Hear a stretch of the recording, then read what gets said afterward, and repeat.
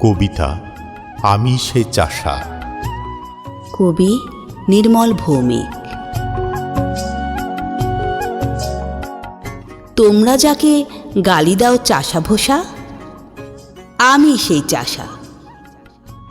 আদি হইতে অদ্যাবধি রয়েছি মাটির খুব কাছাকাছি। মাটির সঙ্গে মোর গভীর ভালোবাসা। রোদে পুড়ি, জলে ভিজি, জন্ম হইতে আজন্মব্যাপী। উষালগ্নে ছাড়ি ঘর, সাঁঝের বেলা ফিরি। সঙ্গী কেবল হালের বলদ, মই টানা রশি। তাই নিয়ে জগৎ কল্যাণ জপি। সবার অন্য জোগাতেই মাটির ভাষা জেনেছি। চাষের দীক্ষা নিয়েছি বংশ পরম্পরা।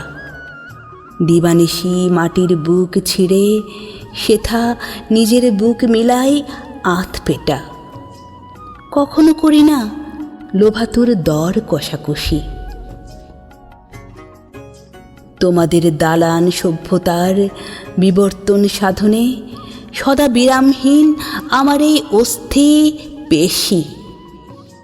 নিজেকে যতখানি ভালোবাসি তারও অধিক ভালোবাসি এই মাটি।